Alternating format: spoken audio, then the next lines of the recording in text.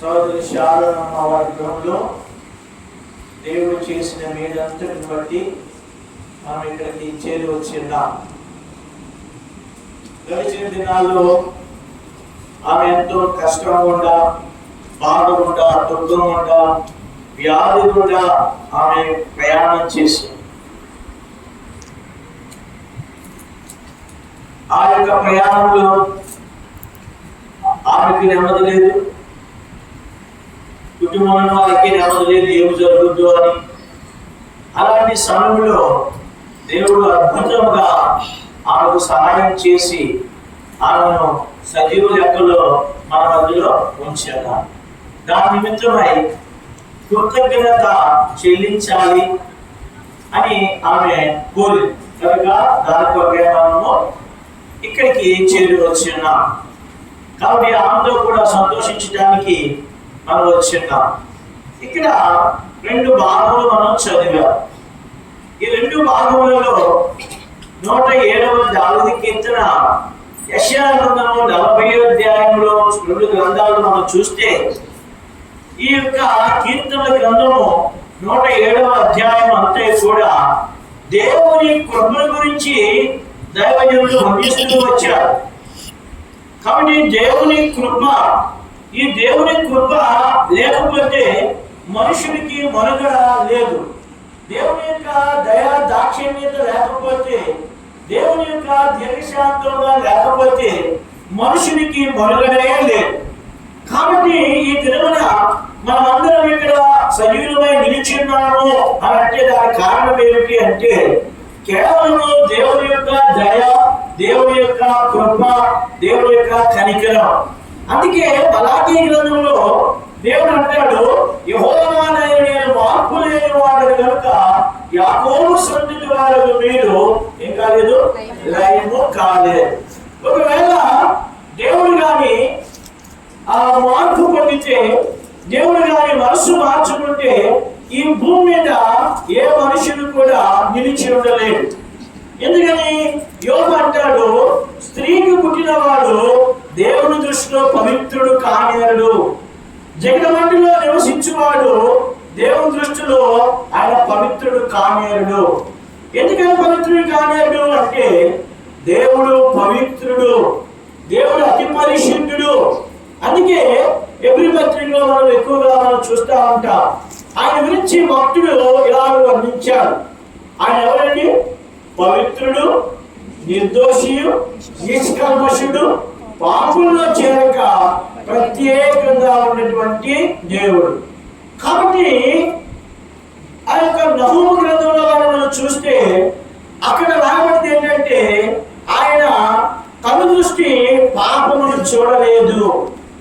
కాబట్టి ఎందుకు పాపం చూడలేదు అంటే ఆయన స్వభావం పరిశుద్ధత, ఆయన స్వభావము పవిత్రత, ఆయన స్వభావము యథార్థత, ఆయన స్వభావము నీతి. కాబట్టి ఆయన స్వభావముగా నీతిమంతుడైనటువంటి దేవుడు. అందుకే ఇక్కడ అలాంటి దేవుని ఆశ్రయించి వచ్చినటువంటి మనకు, నిజమైన క్రైస్తవులకు ఎందుకు శ్రమలు గుండా మనం వెళ్తాం, ఎందుకు ఇబ్బందులు గుండా వెళ్తాం, ఎందుకు ఇరుకులు గుండా వెళ్తాం? ఈ రోజు మన ప్రియ సహోదరి శారదమ్మ జీవన దేవుని ఎందుకు వచ్చింది. మరి ఎందుకు ఈ యొక్క కఠినమైన పరిస్థితి కూడా ఎందుకు వెళ్ళింది? మనం ఒక్కొక్కసారి మనం చూస్తే దేవుడు కఠినాత్ముడు అనుకుంటాం, దేవుడికి దయ లేదు అనుకుంటాం, దేవుడు నన్ను చూడట్లేదు అనుకుంటాం, దేవుడు నన్ను పట్టించుకోవట్లేదు అనుకుంటా. ఒక మాట నేను చెప్తా. ఒక చిన్న పాప తన తండ్రిని అడిగిందంట, నాన్న దేవుడు ఎక్కడున్నాడు? అప్పుడు ఆ తండ్రి చెప్పాడు, అమ్మా దేవుడు ఆకాశమందు ఉన్నాడు, దేవుడు పరలోకములో ఉన్నాడు. మరి బైబిల్ ఏం చెప్తుంది? పరమండల మందు ఆశీర్వదించినటువంటి వాడు. మరి ఆవిడ అడిగింది, సరే నాన్న దేవుడు పైన ఉన్నాడు కదా, ఇప్పుడు ఆయన ఏం చేస్తున్నాడు? అప్పుడు ఆయన చెప్పాడు, అమ్మా ఆయన ఎలా ఆలోచిస్తాడు, ఎల్లప్పుడూ మనమే చూస్తాడు, ఎల్లప్పుడూ ఆయన మనసు మన మీదే ఉంటుందమ్మా అని చెప్పారు. కానీ చిన్నపిల్లలు ఎక్కడ ఉందా అర్థం కాదు. కాబట్టి దేవుని పిల్లలుగా నిజమైనటువంటి క్రైస్తవులు, దేవుని ఎరిగిన వారు శ్రమల గుండా మనం వెళ్ళాలి, కఠినమైన బాధల గుండా మనం వెళ్ళాలి, ఇబ్బందుల గుండా వెళ్ళాలి. ఇది క్రైస్తవ్యంలో ఉన్నటువంటి మొట్టమొదటి మెట్టు. ఈ మొట్టమొదటి మెట్టులో చాలా మంది తప్పిపోతారు. కాబట్టి అంటే శ్రమలు లేకుండా, ఇబ్బందులు కలగకుండా మనము పరిపూర్ణతలోనికి మనం రాలేము. కాబట్టి రాత్రి నా ప్రియమైన సోదరుడా, నువ్వు శ్రమలు గుండా, ఇబ్బందులు గుండా, ఇరుకులు గుండా, దుఃఖాలు గుండా, అవమానాలు గుండా, భోగాలు గుండా నువ్వు వెళ్తున్నావు అంటే దేవుడు నీకు సమీపముగా ఉన్నాడు. దేవుడు నీకు సమీపముగా ఉన్నాడు. అందుకే ఇక్కడ రాయబడిన మాట ఏంటంటే, యెషయా గ్రంథము 40వ అధ్యాయము ఈ యొక్క 32వ వచనంలో ఇక్కడ అంటున్నాడు, యెహోవా కొరకు ఎదురు చూచువారు ఏం పొందుతారు? నూతన బలము పొందుదురు. ఇక్కడ రెండవ మాట రాశాడు, పక్షిరాజుల వలె చదవండి, పక్షిరాజుల వలె రెక్కలు చాపి పైకి ఎగురుదురు. నేను ఆలోచిస్తూ వచ్చా, ప్రభువా ఈ కుటుంబానికి ఏ వర్తమానం ఇవ్వాలి, చేరు వచ్చిన వారికి ఏ వర్తమానం ఇవ్వాలి అని ప్రార్థన చేసుకుంటూ వస్తే వాటిలో దేవుడి వర్తమానాన్ని ఇచ్చాడు. పక్షిరాజుల వలె రెక్కలు చాపి పైకి ఎగురుదురు. రైట్. ఇక్కడ ఈ భూలోకంలో అనేకమైన పక్షులు ఉంటాయి. అందమైన రామచిలుకలు ఉంటాయి, నెమలు ఉంటాయి, తర్వాత అందమైనటువంటి గోరింకలు ఉంటాయి. ఇవితో పాటు పక్షిరాజు కూడా ఉంటారు. ఈ పక్షిరాజుకి దీనికి వ్యత్యాసం ఏంటంటే, తుఫాను వచ్చినప్పుడు, బలమైన గాలి వచ్చినప్పుడు, భయంకరమైన వర్షం వచ్చినప్పుడు అన్ని పక్షులు ఎక్కడికి వెళ్ళిపోతాయి? గూళ్ళకి వెళ్ళిపోతాయి. కానీ ఒక పక్షి మాత్రమే ఆ బలమైన గాలులకు ఎగురుతూ ఆ బలమైన మేఘాలు దాటుకుంటూ ఆ మేఘాలు పైకి వెళ్ళిపోయి ఎక్కడో ఆకాశం ఎగురుతూ ఉంటది. అదే పక్షిరాజు. దాన్ని ఏమన్నారంటే కింగ్ ఆఫ్ స్కై అన్నారు. అంటే ఆకాశానికి రాజు. జాగ్రత్తగా గమనించారు. కాబట్టి క్రైస్తవుడు శ్రమలు గుండా, ఇబ్బందులు గుండా, ఇరుకులు గుండా వెళ్తున్నప్పుడు మనము ఆ సమస్యను అధిగమించాలి. ఇప్పుడు అదేంటి, అది ఎందుకు ఎదురెదుగుతుంటే తన రెక్కలను పరీక్షించుకోవడానికి. కాబట్టి బలమైన గాలులు ఎంత గంటకు 140 కిలోమీటర్లు కావచ్చు, లేక 200 కిలోమీటర్లు కావచ్చు, ఎంత బలమైన గాలి వచ్చినా సరే ఆ గాలికి ధీటుగా అదేంటంటే ఎగురుకుంటూ తన రెక్కలను పరీక్షించుకుంటుంది. అది ఎగరగలదా, దానికి బలం ఉందా, దానికి ఒక శక్తి ఉందా అని ఏం చేస్తుంటే పరీక్షించుకుంటుంది. అయితే మేఘములను దాటి అదేం చేస్తుంటే ఎగురుతూ ఉంటుంది. కాబట్టి దేవుని పిల్లలైన మనము ఇక్కడ మనం జ్ఞాపకం చేసుకోవాల్సింది ఏమిటంటే, కొన్నిసార్లు దేవుడు మనం ఒంటరిగా చేస్తాడు. మనం ప్రేమించిన వాళ్ళు మనం విడిచిపెడతారు. మనల్ని చూడండి, మనం ఎవరి మీద అయితే నమ్మకం పెట్టుకుంటామో వాళ్ళు మనల్ని పట్టించుకోరు. కాబట్టి ఇలాంటి సమయంలో మనం అనుకుంటాం, ఒక మాట చెప్తా.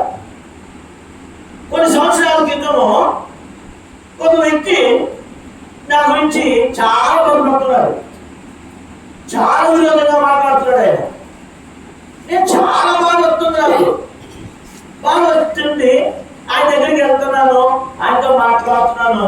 అయితే ఒక రోజు నాకు చూసిన ఆయన భార్య నా సమస్య చూసి అంది, అన్నా ఎందుకన్నా అంత బాధపడతావు? నువ్వు అనేక మంది లక్షణాలు కనిపించాలి, బోడి శ్యామ ఉంది. ఈ మనుషుల కోసమే నువ్వు బీపీ షుగర్ తెచ్చుకుని మంచం మీద పడి నువ్వు పడిపోతావా? వస్తే వస్తాడు, పోతే పోతాడని చెప్పి ఆ మాట నాకు ఎంతో ఆదరణ అనిపించింది. ఆ రోజు నుంచి ఆ చింత తెగేసాడు, ఈ సేవలు పడేసాడు. దేవుని పిల్లలైన మనము చూడండి, ఇప్పుడు మన శారదమ్మ చాలా సమస్యలు ఉండేవాళ్ళండి. ఎందుకు దేవుడు అనిపించాడు? ఆమెను బలమైన పక్షిరాజు వలె చేయాలి. కాబట్టి బలమైన పక్షిరాజు ఏం చేస్తుందంటే సమస్యల్లో, ఇబ్బందిలో, ఇరుకులో, దుఃఖంలో, అవమానంలో, నిందుల్లో ఏమవుతుందంటే పరీక్షించుకోవాలి. అందుకంటాడు ఇక్కడ ఈ పక్షిరాజు ఆ తుఫాను వచ్చినప్పుడు ఏం చేద్ది? మనుషులకి పక్షిరాజుకి తేడా చూపిస్తారండి. ఇప్పుడు మనం చదివాం కదా, 107 దావీదు కీర్తనలోనికి రండి. 107 రండి, 25వ వచనం. ఆయన సెలవీయగా తుఫాను పుట్టెను, అది దాని తరంగములను పైకెత్తెను. వారు ఆకాశం వరకు ఎక్కుచు అగాధములకు దిగుచుండిరి. శ్రమ చేత వారి ప్రాణము కరిగిపోయెను. ఏమైపోయిందండి? చెప్పండి, ఏమైపోయింది? శ్రమ చేత తుఫాను పుట్టింది. అంటే మన జీవితంలో తుఫాను లాంటి సమస్యలు వస్తాయి, తుఫాను లాంటి ఇబ్బందులు వస్తాయి, తుఫాను లాంటి ఇరుకులు వస్తాయి, దుఃఖాలు వస్తాయి. కాబట్టి అలాంటి సమస్యల్లో ఇప్పుడు ఈ మనుషులు ఏం చేశారంటే శ్రమకు తాళలేకపోయారు. శ్రమకు ఏం చేశారు? తాళలేకపోయారు. కాబట్టి వారిని తుఫాను ఏం చేసింది? పైకి అమ్మా చక్కగా నేను వాక్యం బాగా నిద్రపోతాడు. మంచిది, దేవుడికి తప్పలేదు. కొంతమంది నిద్రపోదామన్నా కానీ దేవుడు మనకు వరం ఇచ్చాడు కదా, ఎంత చక్కని వరమో. దేవుడి వాక్యం దగ్గరికి వచ్చినప్పుడు నిద్రపోయి చక్కని వరం ఇచ్చాడు దేవుడు అందరికీ. ఎక్కడాగినా శారీరమా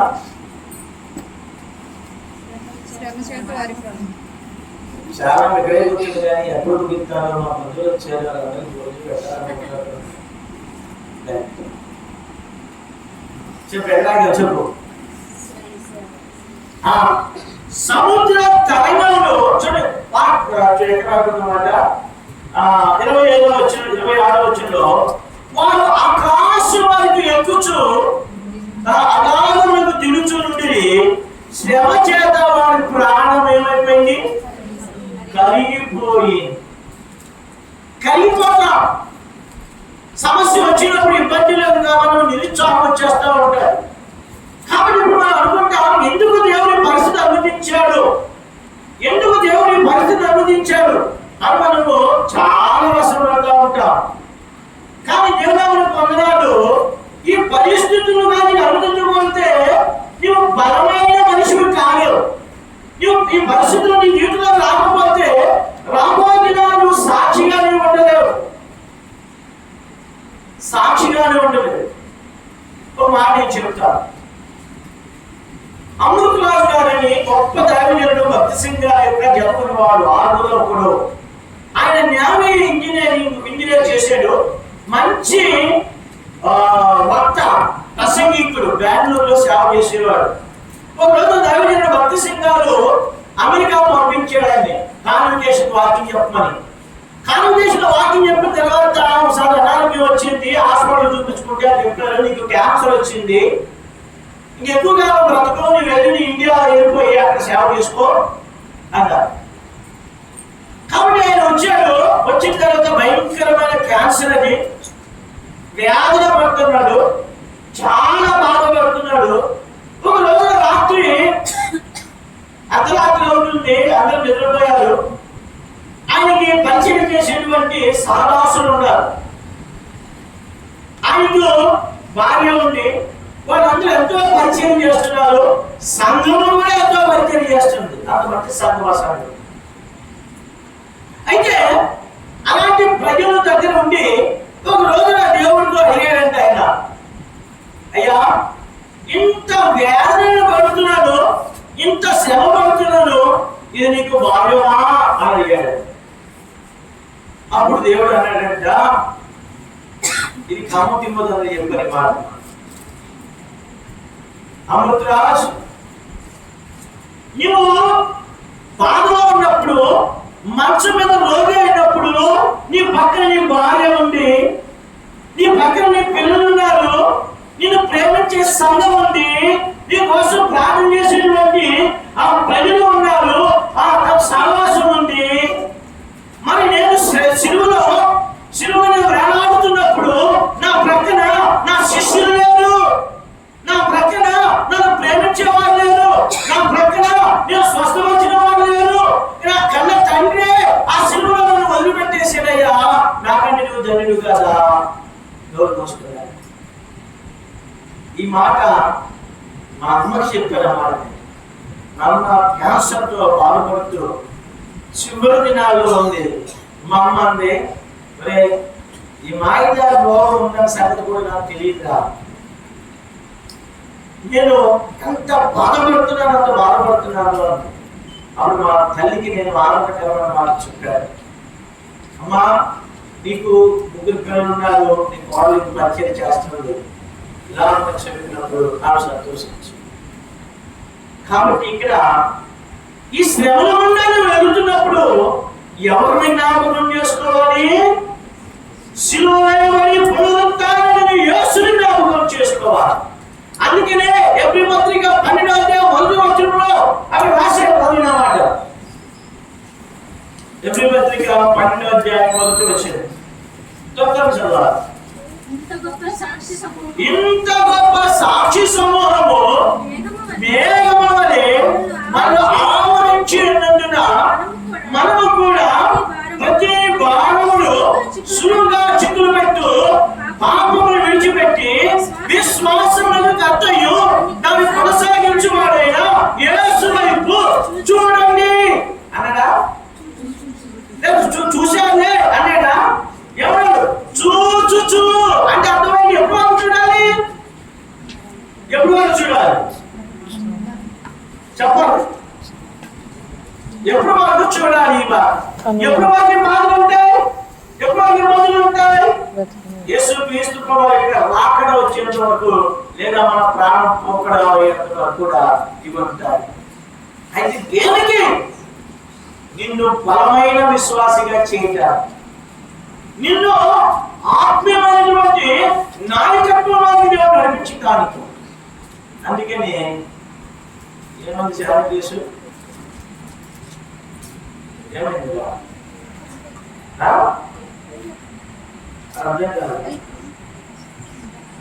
ఎల్లక్క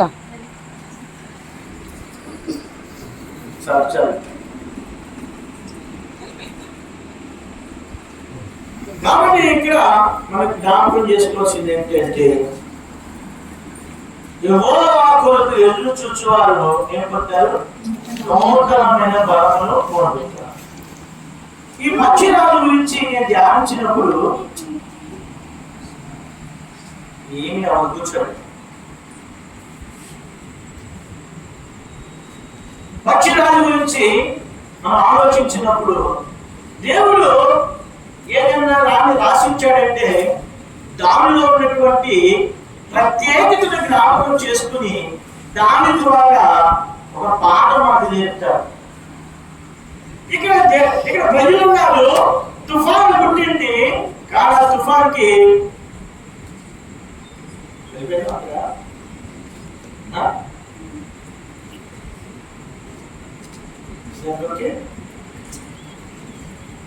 చాలు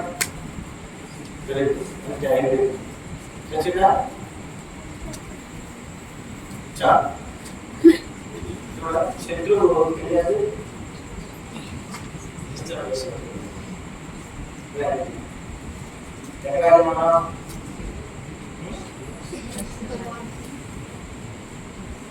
కాబట్టి ఈ పక్షిరాజు అలయక అది ఏంటంటే, పక్షిరాజులు రెక్కల చాపి పైకి ఎగురుదురు, అనేక పరిగెత్తుదురు, సోమశీలక ఏం చేదురు నడిచిపోదు. విశ్వాసిక జీవితంలో, ఆత్మీయమైనటువంటి జీవితంలో యేసు క్రీస్తుని ఎరిగినటువంటి మనము ఈ సమస్యలు మనం తట్టుకోవాలి, ఈ బాధలు మనం తట్టుకోవాలి. కాబట్టి పక్షిరాజు ఒక సమస్య వస్తుంది. పక్షిరాజు 80 సంవత్సరాలు 70 సంవత్సరాలు బ్రతుకుతారు. 40వ సంవత్సరం వచ్చేటప్పటికి ఈ పక్షిరాజుకి వేట ఆడలేదు. ఈ 40వ సంవత్సరం వచ్చేటప్పటికి రెండు మార్గాలు ఉంటాయి. ఒకటి చావడమా, రెండవది బ్రతకడమా. కాబట్టి విశ్వాస జీవితంలో చాలా లైఫ్ అండ్ డెత్ సమస్యలు ఉంటాయి. కాబట్టి ఇక్కడ 107 కీర్తనలో చూసాము, తుఫాను వచ్చింది. ఆ తుఫాను ఏం చేసిందంటే పైకి ఎత్తుతున్నట్ట కిందకి ఏం చేసింది, దిగుతూ. నాకు ఒక ఆయన చెప్పాడు, ఒకసారి సువార్తకి వెళ్తే గోదావరిలో నేను సువార్తకి వెళ్ళాను. బాపకొండ సైడ్ సువార్తకి వెళ్ళినప్పుడు ఆ యొక్క బాపకొండ నుంచి అటు గోదావరి నదులు ఏదో ఊరు ఉంది, అక్కడ సుడిగుండా ఎక్కువ తిరుగుతాయి అంట, ఎక్కువ పడవలు మునిగిపోతాయి. అయితే ఆ పడవలో వారు వెళ్ళినప్పుడు అది సుడిగుండలో చిక్కుడిపోయింది. ఈ సుడిగుండలో చిక్కుడిపోతుంటే అందరూ అరుస్తూ ఉంటారు. కొన్ని ఆ సుడిగుండం ఏం చేస్తుంది, ఆ పడవని లోపల తీసుకుపోయేటప్పుడు దాని నీళ్ళన్నీ అలా పైకి వచ్చాయంట. మళ్ళా దాన్ని ఏం చేసింది, పైకి ఎత్తుకెళ్ళింది. అమ్మాయి అనుకున్న మళ్ళా లోపల తీసుకెళ్ళిపోయింది. అలాగా 3 సార్లు తీసుకెళ్ళి లోపలికి వేస్తే ముంచేస్తుంది. అప్పుడు ఆ పడవ నడిపే నాయకుడు అతడు చాకచక్యంతో ఆ 3వ ఎప్పుడు పైకి లేచిందో ఒక్కసారి దాన్ని ముందుకు కనిపించాడు. అప్పుడు ఆయన అన్నాడు, ఆయన మేము చచ్చిపోతాం అనుకున్నామన్నా, నీళ్ళన్నీ మమ్మల్ని చుట్టేసేయన్నా, మేమంతా తిరుగుతూనే ఉన్నాం, కానీ జీవగల దేవుడు మమ్మల్ని కాపాడు. కాబట్టి తుఫాన్ అనేది మన జీవితంలో కొన్నిసార్లు ఏం చేస్తుందంటే పైకి తీసుకెళ్తుంది, కిందకు తీసుకెళ్తుంది. పైకి వెళ్ళినప్పుడు అమ్మాయి అనుకుంటాం, కిందకి వచ్చినప్పుడు ఏమంటాం, కిందకి వెళ్ళి అయిపోయిందని అనుకుంటాం. కానీ పక్షిరాజు దాని ముందు రెండు మార్గాలు ఉంటాయి. ఒకటి చచ్చిపోవడమా, రెండోది బ్రతకటమా. ఈ పక్షిరాజు తన పిల్లలకి ఒక పాఠం నేర్పుతుంది. దేవుడు కూడా మన గూడి చెదరబడుతున్నాడు అంటే ఒక మాట ఇక్కడ చెప్తా. ఇవన్నీ నా జీవితంలో నేను అనుభవించి నేను ఆ మోటివేషన్ తీసుకున్నాను కనుక నిరాశ నిస్పృహలకు బయటికి దాటగలిగారు. ఒక రాజుగారికి ఒక వ్యక్తి 2 పక్షురాజు గ్రద్దలు ఇచ్చాడంట పెంచుకోమని. ఈ రాజు వాటిని చక్కగా ఒక చెట్టు దగ్గర పెట్టి రోజు మంచి మేత వేస్తున్నాడు. ఆ చిన్నపిల్లలు పెరుగుతున్నాయి, బలంగా అవుతున్నాయి. అందులో ఒకటి ఎగురుతుంది, ఇంకొకటి ఎగరట్లా. ఎంత ఎగరాలని ఎగరట్లేదు అది. అప్పుడు రాజుకి సంతోషించాలి కదా, 2 ఎగిరితే ఆనందం కదా అని ఇది పెద్ద పొలంలో మంచిగా ఎగురుతుంది, కానీ రెండోది అస్సలు ఎగరట్లేదు. అప్పుడు రాజుకి చెత్తొచ్చి చాలా మందికి చెప్పాడంట, నాయన దాన్ని ఎగిరించండిరా, మీకు డబ్బులు ఇస్తానన్నాడంట. చాలా మంది వచ్చారంట, ప్రవీణత కలిగిన వాళ్ళు వచ్చారు, కానీ దాని పొరపాటు మీద ఎగరనీయలేదు. అయితే రాజు అయిపోయింది ఇది ఇంతేనా అనుకున్నాడు. అలాంటి సమయంలో సామాన్యమైన రైతు వచ్చాడు. ఆ సామాన్యమైన రైతు వచ్చి, సార్ రాజుగారు నాకు సెలవిస్తే నేను దాన్ని ఎగరనిస్తానంటే ఆకాశంలోకి ఎగిరిదట్టు చేస్తానండి, అది జీవితంలో అది ఇంకా ఎగరకుండా ఉండలేదు అన్నాడు. అప్పుడు రాజు పిచ్చాడా, నీకంటే మంచి వాళ్ళు వచ్చారు, నీవేమో లుంగి కట్టుకుని వచ్చి నేనేదో చేస్తానంటే ఏంటంటే రుద్ర అంట. లేదు సార్ నేను చేస్తాను అంట.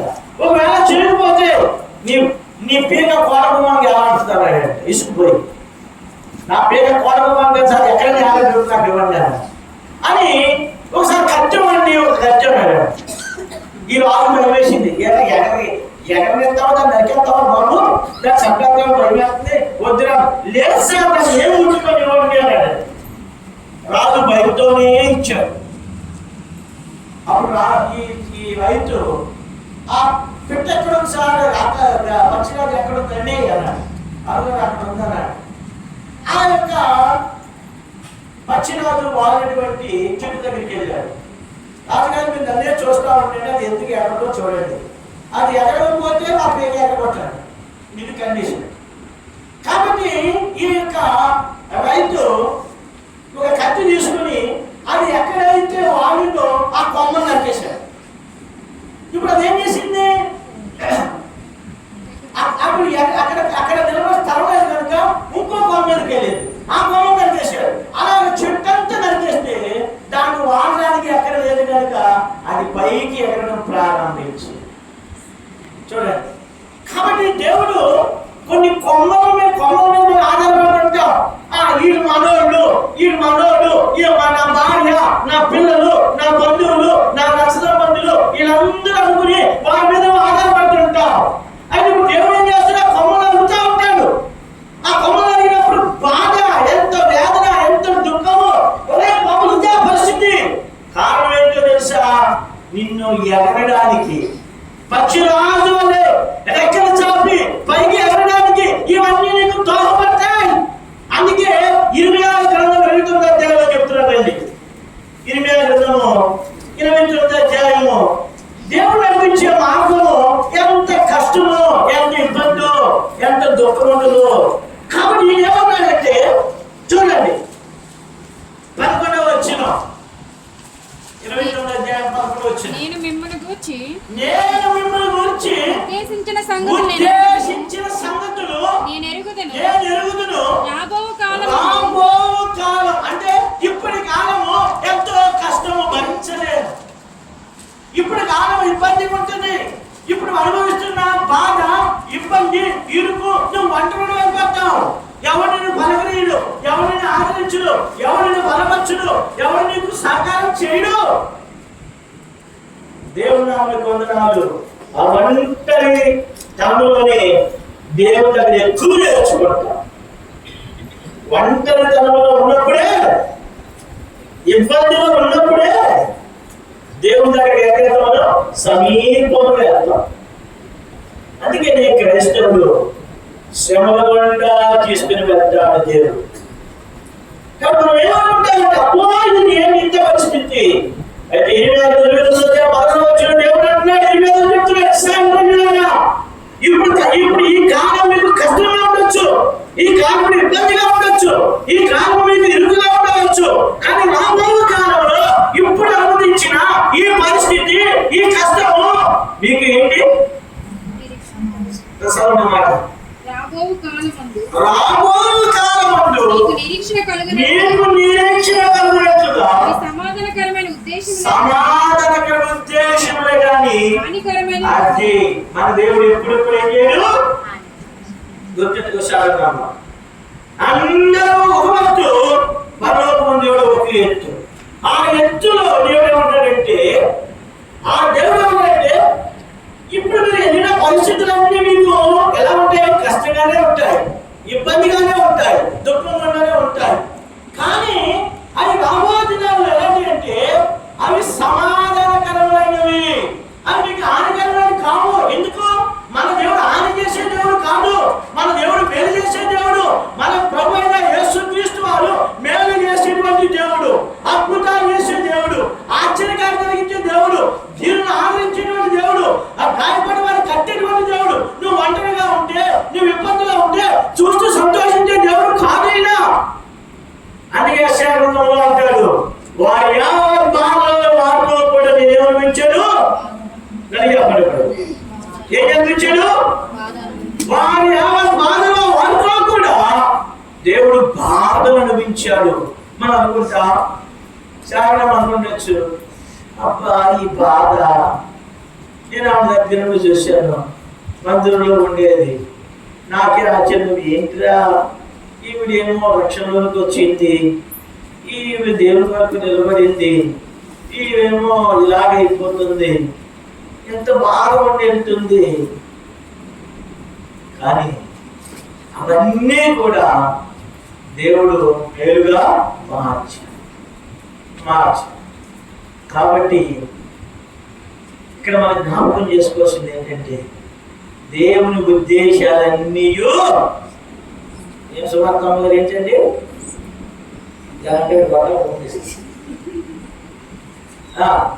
ఏంటి దేవుని ఉద్దేశాలన్నీ చెప్పండి ఏంటండి సమాధానకరములే కానీ హానికరములు కాదు. ఈ మాట ఈ పక్షిరాజు తన పిల్లలకి నేర్పుతుంది. పక్షిరాజు అండి ఈ గుడ్డు పెట్టేటప్పుడు ఏం చేస్తారు తెలుసా? తుమ్మ ముళ్ళు, పెద్ద పెద్ద ముళ్ళు ఉన్న ఆ యొక్క మండలం, మండలేనా, ఆ మండలు తీసుకొచ్చి చక్కగా పెద్ద గూడు అల్లుతారు. చక్క గూడు అల్లు.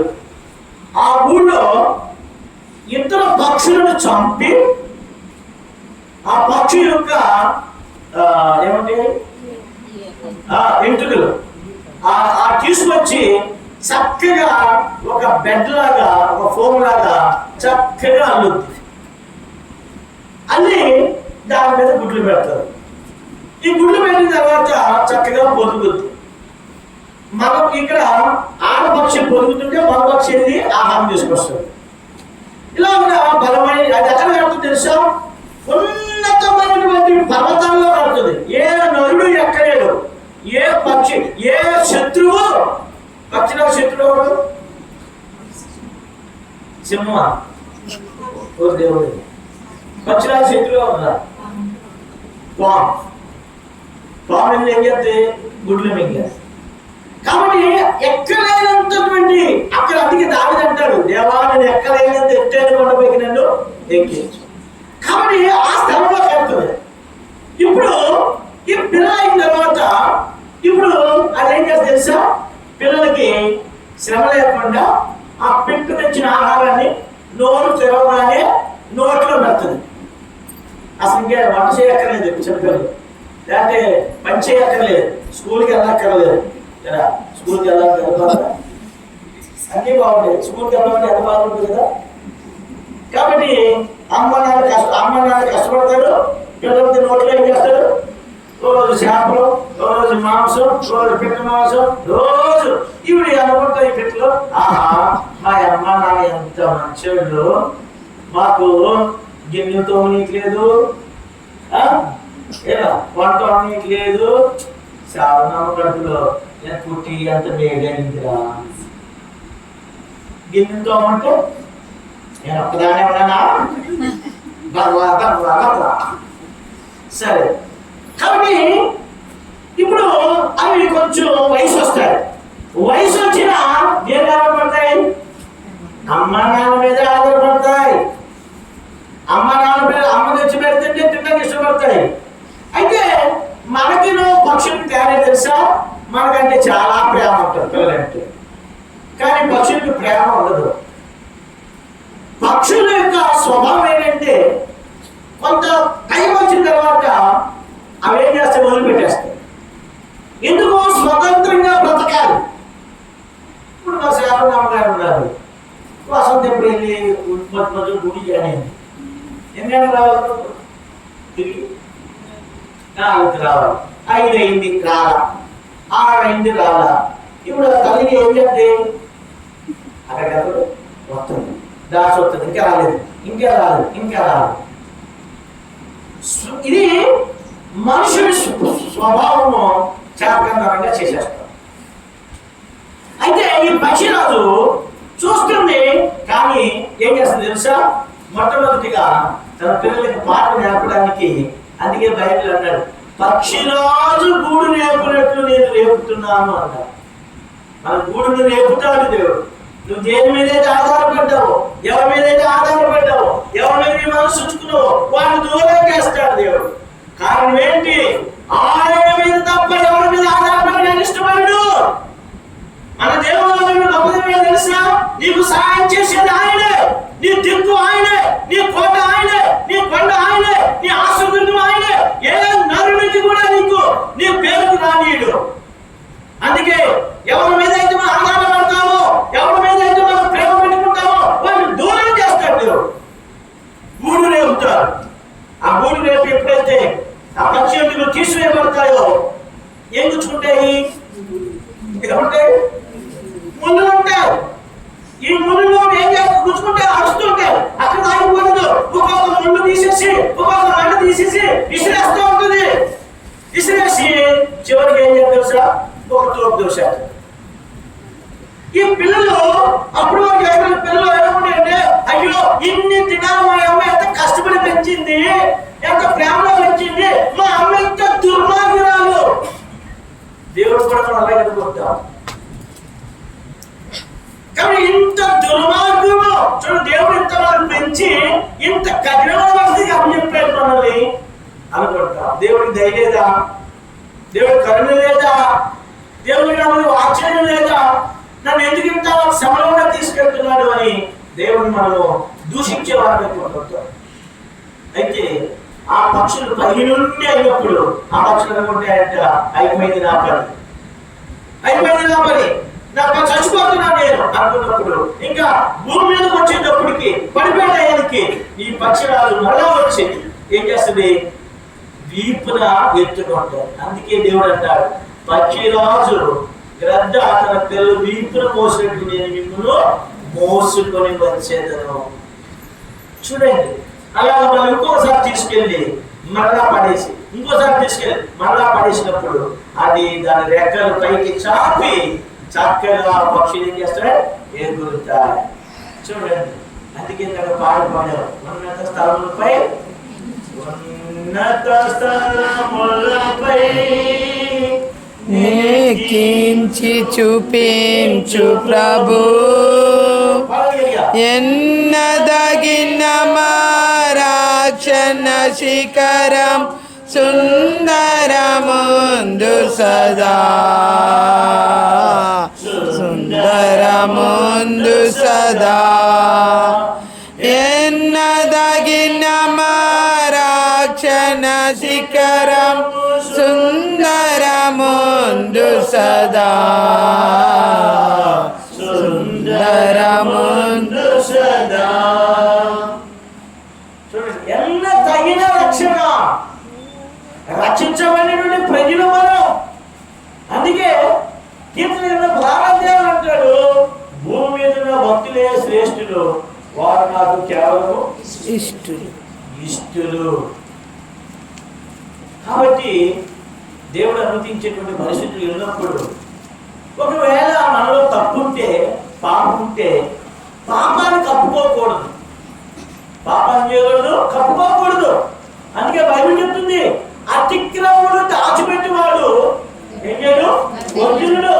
వాటిని ఒప్పుకొని విడిచిపెట్టేవాడు ఏమంటాడు, కనికరాన్ని పొందుతాడు, కనికరాన్ని పొందుతాడు. కాబట్టి దావీదుకి సౌలుకు తేడా తెలుసా, సౌలు భయంకరమైనటువంటి వేషధారిగా జీవించాడు. దేవుని మాట విన్నట్టుంటాడు, వినేవాడు కాదు. కాబట్టి దేవునికి విధేయత చూపించేవాడు ఉంటాడు, విధేయత చూపించేవాడు కాదు. అన్ని రహస్యమైన బ్రతుకే. కానీ దావీదు ఇప్పుడు సమయాలు వచ్చి సౌలుతో చెప్పాడు, నువ్వు దేవుని మాట వినలేదు, అమాలేకులు అతం చేయమంటే నువ్వు చేయలేదు, కాబట్టి నువ్వు దూరం సౌలు తెచ్చుకున్నావు, నువ్వు పాపం చేశావు, రాజుగా ఉండకుండా దేవుడిని తీసేసాడు రా అంటే, అప్పుడు ఏం చెప్పాలి, ఏం చెప్పాలి, అయ్యో నేను తప్పు చేశాను, నన్ను క్షమించు. చాలా మంది ఏమంటారంటే, తప్పులు చేస్తే ఎవరు తిరిగితే దాచుకుంటూ ఉంటారు. ఎవరికి తెలియదు అనుకో, అందరూ తెలిసిపోతుంది. కానీ ఒకవేళ నిజంగా నువ్వు విరోధంగా దేవుడు తప్పు చేస్తుంటే దాన్ని ఏం చేసి సిగ్గు లేకుండా దావీదు ఒప్పుకున్నాడు, నిజమే నేను పాపం చేశాను, నిజమే నేను అతిక్రమం చేశాను. అందుకే దేవుడు ఏం చేశాడు, దావీదుని క్షమించాడు. మన దేవుడు క్షమించేటట్టు ఎవరంటే సిద్ధమైన మనసు కలిగిన వాడు. ఏదైనా సరే, నీ భర్త, నీ భార్య, నీ పిల్లలు, నీ బంధువులు ఏదైనా సమస్య వచ్చినప్పుడు అది ఆలోచించా, ఎందుకు వచ్చింది ఈ బాధ, ఎందుకు వచ్చింది ఈ కష్టం, ఎందుకు వచ్చింది అని ఆలోచించినప్పుడు దేవుడు నీతో మాట్లాడతాడు, దేవుడు నీకు బయలుపరుస్తాడు. ఎందుకంటే మన దేవుడు మాట్లాడే దేవుడు, మన దేవుడు పరమాత్మకి బయలు తీసుకొచ్చినటువంటి దేవుడు. కాబట్టి ఇక్కడ ఇప్పుడు అపవాది ఉన్నాడు, అపవాది బైబిల్ ఏం చెప్పింది తెలుసా, యేసుకేలు గ్రంథంలో లోపట ఏం దాచుకున్నాడు, కపటం దాచుకున్నాడు. లోపట ఏం చేశాడు, అందుకే దేవుడు అన్నాడు, నిన్ను ఇక్కడ ఉండకుండా నిన్ను త్రోసివేసి తిని. కాబట్టి అతిక్రమాన్ని ఎవరైతే దాచిపెడతాడో వాడు వర్జనుడు, పాపాన్ని ఎవరైతే దాచిపెడతాడో వాడు వర్జనుడు, అపవిత్రులు ఎవరైతే దాచిపెడతాడో వాడు వర్జనుడు. వాడిని ఒప్పుకొని ఎవరితో విడిచిపెడతాడో వాడు ఏం పొందుతాడు? కనికరాన్ని పొందుతాడు, కనికరాన్ని పొందుతాడు. అందుకే దావీదు కీర్తన 27 అధ్యాయంలో దాన్ని బట్టి పాట రాశారు నిపుణులు. దేవాని ముఖమును నాకు దాచాకుము నా ప్రభువా, దేవాని ముఖమును నాకు దాచాకుము నా ప్రభువా, నీ సేవకుని కోపము చే, నీ సేవకుని కోపము చే త్రోసి వేయకు యెహోవా, త్రోసి వేయకు యెహోవా, దేవాని ముఖమును నాకు దాచాకుము నా ప్రభువా. దావీదు గారు ఎక్కువగా ఈ ప్రార్థన చేసేవాడు, దేవా నీ ముఖము నాకేం చేయొద్దు, దాయొచ్చు. అతిక్రమం దాచిపెట్టేవాడు వర్జనుడు. మన జీవితంలో ఏది వచ్చినా కొన్ని మేలుగా వస్తాయి, కొన్ని నువ్వు చేసిన పాపాన్ని బట్టి వస్తాయి, అతిక్రమాన్ని బట్టి వస్తాయి. నేను అమ్మవారిలో ఉన్నప్పుడు ఈమె గారు పుట్టిన తర్వాత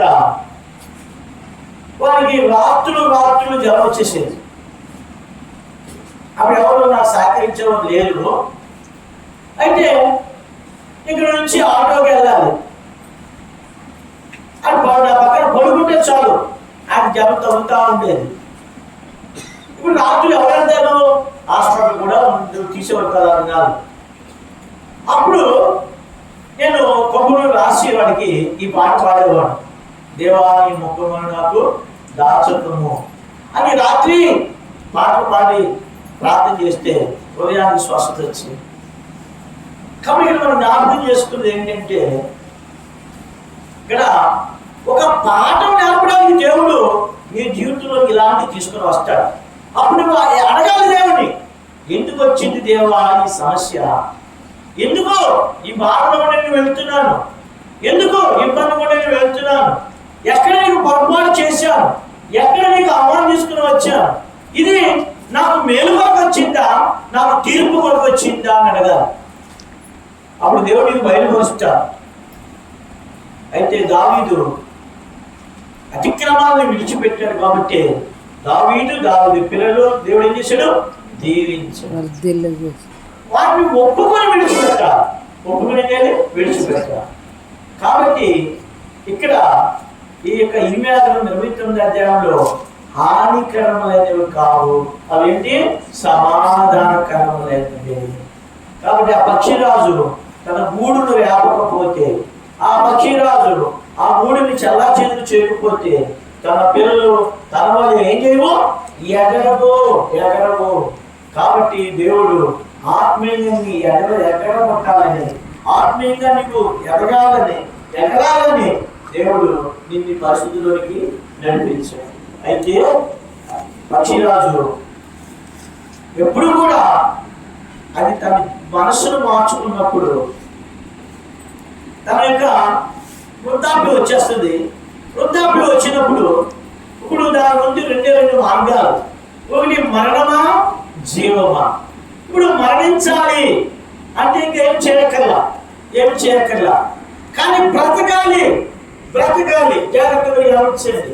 ప్రతిదీ ఖచ్చితంగా నా చావు వస్తే బాగుండు, ఇది ప్రతిదీ చాలా సమస్య. చాలా మంది అంటారు చచ్చిపోతే బాగుండు ఈ సమస్యలో. ఒక ఆయన ఈ మధ్యలో నేను చచ్చిపోతే బాగుండా అన్నారు. అయ్యా చచ్చిపోతే బాగున్నా, చచ్చిపోతే సమస్య పరిష్కారం అవుద్దా, చచ్చిపోతే బాధ పరిష్కారం అవుద్దా? అవదు. జాగ్రత్తగా గమనించండి. దేవుని పిల్లలు ఆశ కలిగి బ్రతకాలి, దేవుని పిల్లలు ఆశ కలిగి ఉంటే ఆశ గల ప్రాణాన్ని దేవుడు తృప్తిపరుస్తాడు. నువ్వు ఆశ కలిగి ఉండి నీ ప్రభు పాదాల దగ్గరకు వచ్చి నీ పతన స్థితిని, నీ ఓడిపోయిన స్థితిని, నీ పాపం స్థితిని, నీ పాడైన స్థితిని ఒప్పుకుని విడిచిపెడితే జీవమైన దేవుడు నీ పాపం స్థితిలో నుంచి, నిరాశ నుంచి, నిస్సృహ నుంచి జీవంలో తీసుకుని వస్తాడు. అందుకే మన దేవుడు విమోచకుడు, మన దేవుడు సజీవుడు. అందుకే యోబుని దీవించిన కారణం తెలుసా? నిరీక్షణ. యోబు అంటాడు, ఆయనను చంపినను నేను పారిపోతా అన్నాడా? ఏమన్నాడు చెప్పండి, ఏమన్నాడు ఆ మాట? ఎవరు చెప్తారు? మంచి గిఫ్ట్ ఇస్తారు మీరు చెప్పండి.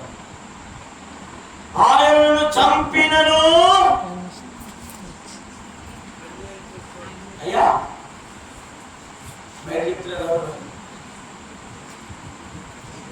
వినపడుతుందా? ఆయనను చంపినను నేను ఆయన కొరకు కనిపెడతా. ఏం చెప్తున్నాడు ఆయన?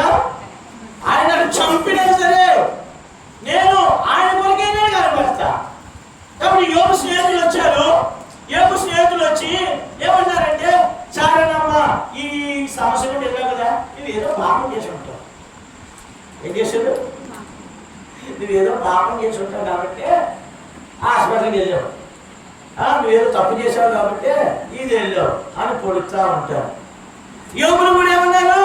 నువ్వు తప్పు చేస్తుంటావు కనుక నీ పిల్లలు చచ్చిపోయారు. నువ్వు తప్పు చేస్తున్నావు కనుక నీ భార్య నిన్ను ఏమపడుతుంది. నువ్వు తప్పు చేసావు కనుక నీ ఆస్తి పోయింది. నువ్వు తప్పు చేసావు కనుక నీకు అనారోగ్యం వచ్చింది. నీవు తప్పు చేసావు కనుక నీ ఒళ్ళంతా గజ్జి వచ్చి చిల్లపెట్టులతో నువ్వు కోరుకున్నావు. దేవుడు అన్యాయం చేయడు. దేవుడు ఉత్తిగా నీకు రోగం రప్పించడు అని చెప్తుంటే ఈయన ఎంత నిరాశపడాలి, ఎంత ఇబ్బంది పడాలి, ఎంత ఇరుకులో రావాలి, దేవుడు విడిచిపెట్టి పారిపోవాలి. అయితే యోబు ఏమన్నాడంటే, ఆయన మీరు ఎన్ని చెప్పినా నాకు అనవసరంరా, మీరు ఎన్ని చెప్పినా అనుకోండిరా, కానీ నా విమోచకుడు సజీవుడు. నా విమోచకుడు ఎవరు? సజీవుడు. నేను ఎరిగిన యేసుక్రీస్తు సజీవుడు. ఆ సజీవుడు దేవుడు నిన్ను విడిచిపెట్టడు. మనుషులు మనం ఏమో చేయొచ్చు, మనుషులు మనం అవమానపరచవచ్చు, కానీ నిరీక్షణ కోల్పోకూడదు. బైబిల్ ఏం చెప్తుంటా? ఈ నిరీక్షణ మనకేం తీసుకొస్తుంది? ప్రతిఫలాన్ని తీసుకుని వస్తా. అందుకే యోబు నిరీక్షణ రేపు ఎంత ఆశీర్వాదం వచ్చింది. ఎవరైతే దూషించారో, ఎవరైతే అవమానపరిచారో వాళ్ళు దేవుడు ఏం చెప్పాడు తెలుసా? ఏం చెప్పడమ్మా? శరణమ్మా ఏం చెప్పాడు?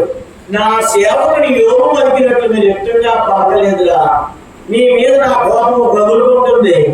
యోబు మీ దగ్గరికి వెళ్ళి క్షమాపణ అడిగి ప్రార్థన చేస్తాడు. అప్పుడు యోబు పక్షంగా మిమ్మల్ని అంగీకరిస్తా. ఇప్పుడు ఎంత బాగు చేసిన వీళ్ళు ముగ్గురు ఎక్కడ పరిగెత్తారు?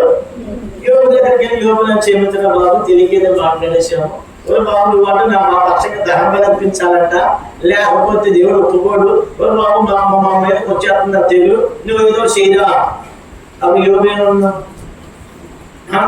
ఇంకా అక్కడికైతే ఇలా అన్నావు, అలా అన్నావు.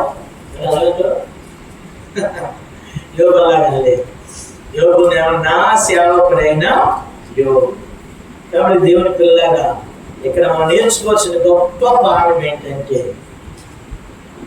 107వ దావీదు కీర్తనలో ఆయన కృపను బట్టి నదిలో ప్రయాణించి ఆశ్చర్యకార్యాలను బట్టి వారి యెహోవాకు కృతజ్ఞతాస్తుతులు చెల్లించెదరు. ఇక్కడ పక్షిరాజుల వలె రెక్కలు చాపి ఏమంటారు? పైకి. కాబట్టి ఈ పక్షిరాజు నేను ఇస్తాను. ఈ పక్షిరాజు దాని ముందు మరణము జీవం ఉంది. ఇప్పుడు ఈ పక్షిరాజు ఏం చేస్తుంది తెలుసా? పర్వతాల మీదకి వెళ్ళిపోరు, వంటకి వెళ్ళిపోరు. వెళ్ళిపోయి ఏం చేస్తుంది తెలుసా? పనికిరాని ముక్కు, పనికిరాని ఎంటుకలు, పనికిరాని గోళ్ళు ఏం చేస్తుందంటే ముక్కును తీసుకెళ్ళి బండకేసి బాగుతూ ఉంటారు. ఈ పాత ముక్కు ఏం చేస్తుంది? చూసి పక్షురాలు ఏమంటాయి? సో ఇది పిచ్చెక్కిందిరా, ఇది బద్దలు కొట్టుకుంటుంది అనుకుంటారు. మిగతా పక్షులు ఏమనుకుంటే ఈ పక్షిరాజు ఇదేంటో పిచ్చెక్కినట్టుంది, కాబట్టి దాని కానీ రక్తం రాల్చుకుంటుంది. ఆ ముక్కు ఊడిపోయేంత వరకు బండకేసి బాది బాది బాది బాది ఆ ముక్కు ఊడిపోతుంది. అక్కడ అయిపోద్దా? ఈ గోడు తీసుకెళ్ళి ఏం చేస్తుంది? బండకేసి రాకుతూ ఉంటే రాకుతూ ఉంటే రక్తం ప్రవహిస్తూ ఉంటుంది. ఆ తర్వాత ఆ యొక్క ఎంట్రుకలన్నీ పెరిగేసుకుంటూ ఉంటుంది. ఆ పనికిరాని ఎంట్రుకలు చూడండి, జాగ్రత్త మీరు గమనించండి. ఇక్కడ మనకు గుర్తుపెట్టుకోవాల్సింది ఏంటంటే, ప్రభువులో ఫలించకుండా ఏవైతే అడ్డుంటాయో అవన్నీ తీసేసుకోవాలి. అవన్నీ పనికిరానికుండా ఉంటాయి. అందుకనే అబ్రహాము ఆశీర్వదించబడడానికి ఆశీర్వదించబడకుండా అడ్డు వచ్చిన వాడు ఉన్నాడు. ఎవడున్నాడు అక్కడ? లోతు ఉన్నాడు. అందుకే లోతు వెళ్ళిపోయిన తర్వాత అబ్రహాము దేవుడు చేశాడు, ఆశీర్వదించాడు. కాబట్టి దేవుడు మనం దీవించి ఆశీర్వదించాలంటే కొన్ని లోతులు ఉంటాయి. ఆ లోతులు మనం విడిచిపెట్టాలి. కాబట్టి ఆ విడిచిపెట్టినంత వరకు కూడా ఏం చేయదు, దేవుడు మనం దీవించాడు, దేవుడు మనం ఆశీర్వదించాడు. అందుకనే ఎప్పుడైతే ఈ పక్షిరాజు ఈ 3 చేసుకున్నప్పుడు దాదాపు 6 నెలలు ఆహారం ఉండదు.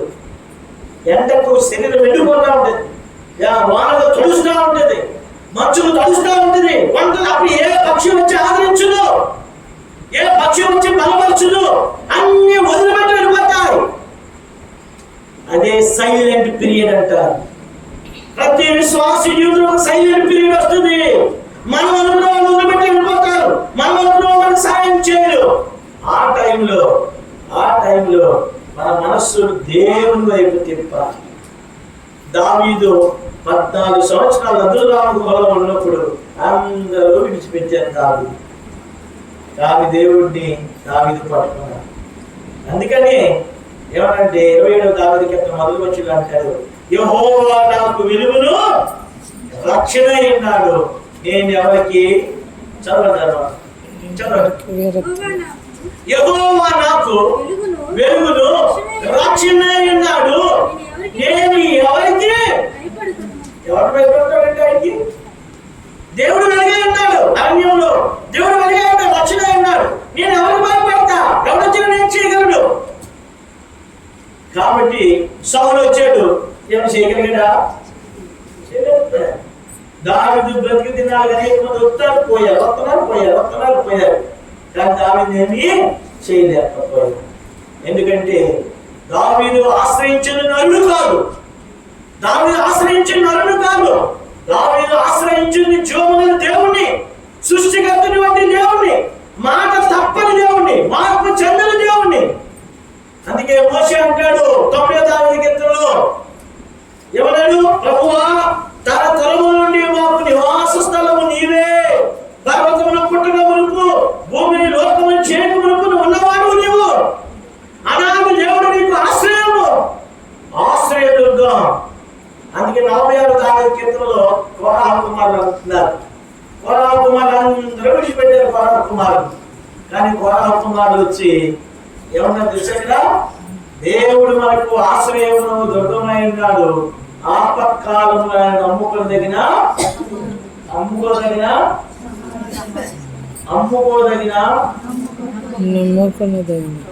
మనిషిని నమ్మితే అమ్ముతాడు.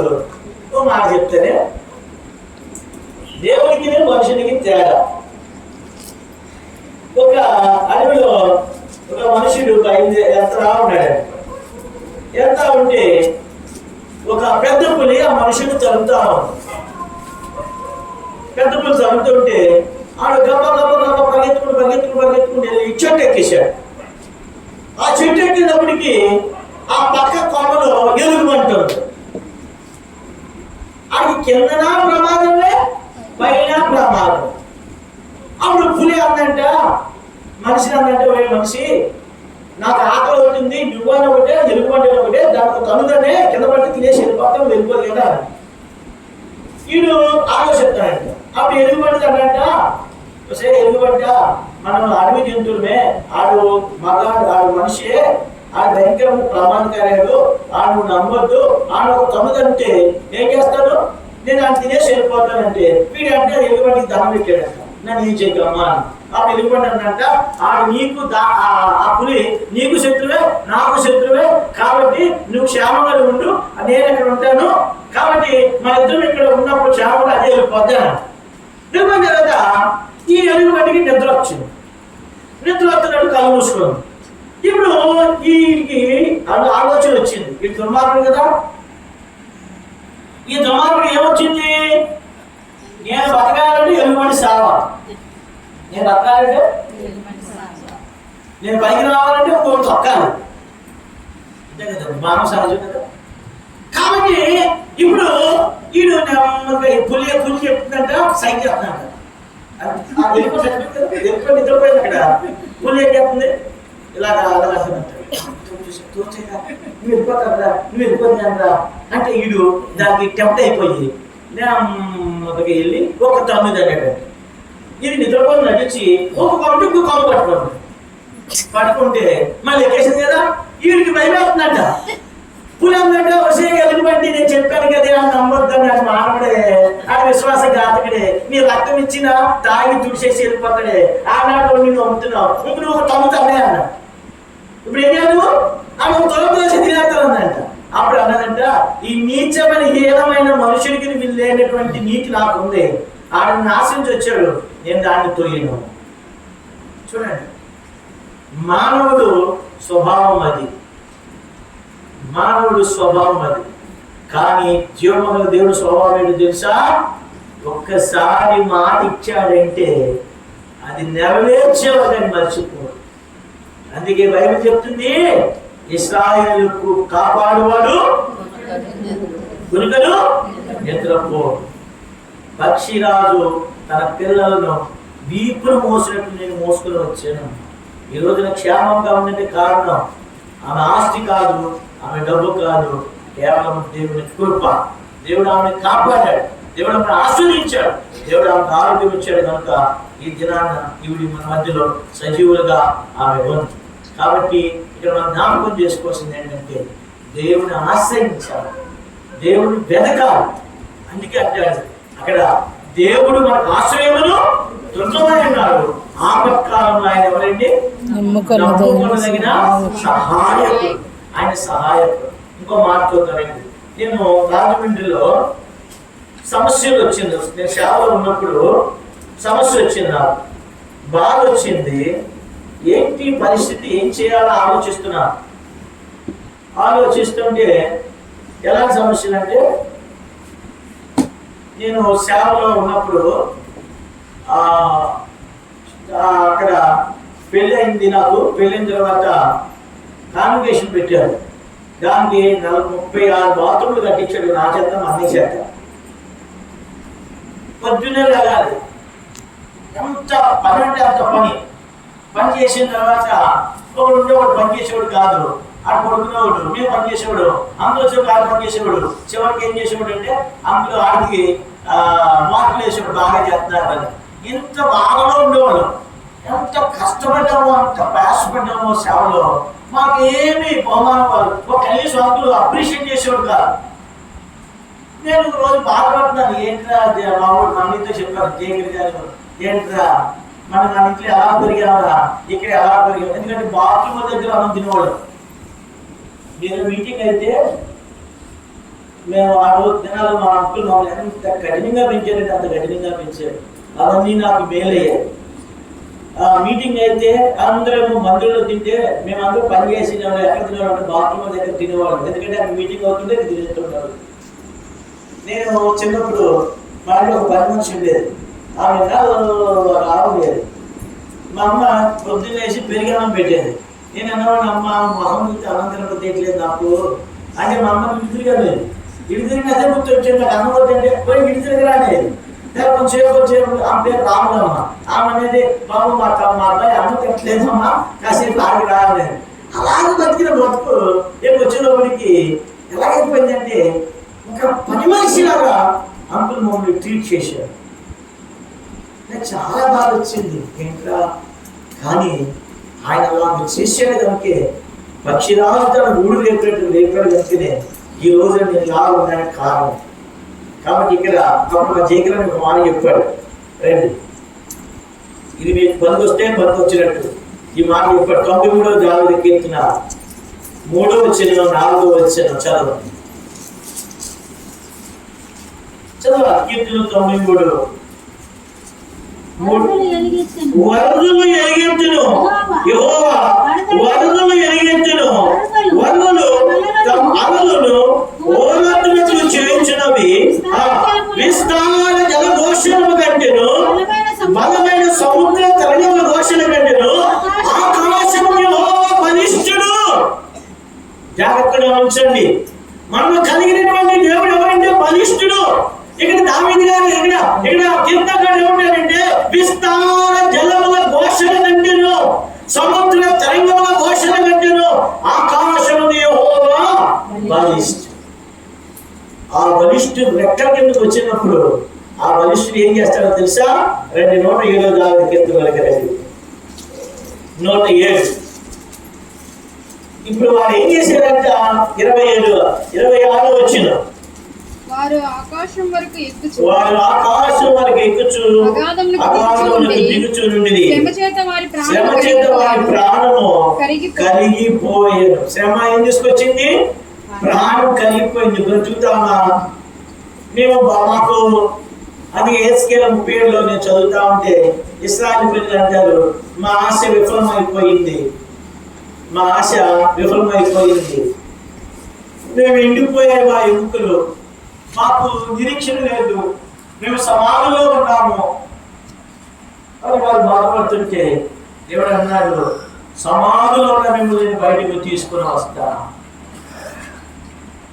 కాబట్టి ప్రాణ విసుగుబాటు. దేవుని నామమునకు వందనాలు. ఆ స్థితిలో నుంచి దేవుడు నేను పైకి లేపుతాడు. చూడండి, వారు 28 వచ్చిన అంటాడు, శ్రమకు తాళలేక వారి యెహోవాకు మొరపెట్టిరి. ఏం పెట్టారండి? శ్రమకు తాళలేక వారి యెహోవాకు మొరపెట్టిరి, ఆయన వారి ఆపదల్లో నుండి వారిని. శ్రమ వచ్చింది, ప్రార్థన చేస్తే మొరపెడితే ఆయన మనం ఏం చేస్తాడు? నిన్ను విలువను ఎడబాయేసినటువంటి దేవుడిని కలిగి ఉన్నాం, బలిష్ఠుడైన దేవుడిని కలిగి ఉన్నాం, అద్భుతాలు చేసే దేవుడు మనకు కలిగి ఉన్నాం, ఆశ్చర్యమైన కార్యం కలిగించే దేవుడు మనకు కలిగి ఉన్నాం. అందుకే దేవుడి మీద ఆనుకుంటే దేవుడు పూర్ణశాంతి గలవాడిగా మనల్ని కాపాడు. ఇప్పుడు 29 వచ్చిన ఆయన తుఫాను ఆపివేయగా దాని తరంగములు అణిగిపోయాను, అది నిమ్మలమైన వారిని సంతోషం. శ్రమల గుండా వెళుతున్నప్పుడు దేవుడు దాన్ని తగ్గించినప్పుడు అవి ఏమైపోతాయి? సరేనమ్మా, నిమ్మలమైపోతారు. మన దేవుడు తుఫాను వేపేది ఆయన, దాన్ని నిలిచేది ఆయన, గాయం పెట్టేవాడు ఆయనే, గాయం పెట్టినవాడు ఆయన, స్వస్థపరచు యెహోవా ఆయన. ఆయనే మనల్ని ప్రేమిస్తాడు, ఆయనే మనల్ని శిక్షిస్తాడు. కాబట్టి ఎందుకు శిక్షిస్తాడు? ఎందుకు దేవుడి పిల్లలు శిక్షలోకి ఎందుకు వెళ్తారంటే ఎబ్రీ పత్రిక 12వ అధ్యాయం అంటాడు, ఆయన పరిశుద్ధతలో పాలు పొందుతారు. మనం ఆయన పిల్లలను కనుక దేవుని పిల్లలు ప్రతి వారు సమస్యల గుండా వెళ్ళాలి. ఆ సమస్యల గుండా వెళుతూ వాళ్ళ పవిత్రతలోనికి రావడం, ఆయన పిల్లలు పరిశుద్ధతలోనికి రావడానికి ఆయన రావుగా తీసుకుని వెళ్తాడు. అందుకే యోబు 5లో అంటాడు, ఆయన గాయం పెట్టేవాడు ఆయనే, గాయం పెట్టేవాడు ఆయనే, స్వస్థపరిచే యెహోవా ఆయనే, ఆయనే స్వస్థపరుస్తాడు. కాబట్టి ఇక్కడ మనం జ్ఞాపకం చేసుకోవాల్సింది ఏంటంటే ఈ కుటుంబ పక్షముగా ఇర్మియా గ్రంథము 29వ అధ్యాయం 11వ వచనం మనం చూసాం. అవి మేలుకరమైనవి, హానికరమైనవి కావు. అవి హానికరంగా కనబడతాయి, హానికరాన్ని కూడా దేవుడు ఏం చేస్తాడు? మేలుకరంగా చేస్తాడు. కాబట్టి ఇప్పుడు వారు 30 వచ్చాడు, వారు కోరిన దేవులకు ఆయన వారిని ఏం చేశాడు? నడిపించాడు. ఇప్పుడు 31 వచ్చిన వారు ఏం చేశారండి? బయటకు వచ్చిన తర్వాత శ్రమలో కూడా వెళ్ళిన తర్వాత ఇప్పుడు వారు ఆయన కృపను బట్టి, నరులకు ఆయన చేయు ఆశ్చర్యకారం బట్టి వారు యెహోవాకు ఏం చేశారండి? కృతజ్ఞతాస్తుతులు చెల్లించారు. కాబట్టి ఈ సమస్యలో నుండి దేవుడు ఆమెను రక్షించాడు, ఆమెను కాపాడాడు, దేవుడు ఆ బిడ్డల పక్షంగా మేలు చేశాడు, దేవుడు ఆమెను దీవించాడు. కనుక కృతజ్ఞత బట్టి ఎక్కడికి వచ్చాడు, మనం అందరం వచ్చాం. కాబట్టి ఆయన కృపను బట్టి, నరులకు ఆయన ఆశ్చర్యకాలను బట్టి వారి యెహోవాకు ఏం చేస్తారు? కృతజ్ఞతాస్తుతులు చెల్లిస్తారు. ఇప్పుడు ఆ నా గవర్నమెంట్ వెళ్ళకపోతే ఇక్కడ మనం ఉందా?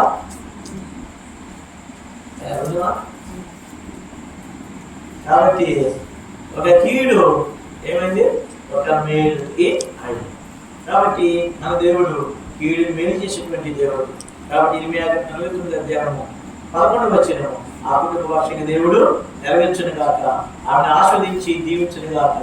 ఈమె సాక్ష్యము అనేకులకు ఆశీర్వదకరమైనట్టుగా ప్రభు సహాయము చేయండి. సోదరుడు ఎలీషా సోదరుడు గిద్యోను ఈ విషయమై ఆరాధన చేస్తారు. దయచేసి గమనం పెట్టండి. దేవుడు చేసిన మేలు బట్టి ఈవిడ అందరూ ఆరాధన చేసిన తర్వాత చిన్న సాక్షి చెప్తావా? చిన్న సాక్షి చెప్పు, తర్వాత ప్రార్థన చేస్తాను, తర్వాత మన భోజనాలకి చేయండి. మైక్రో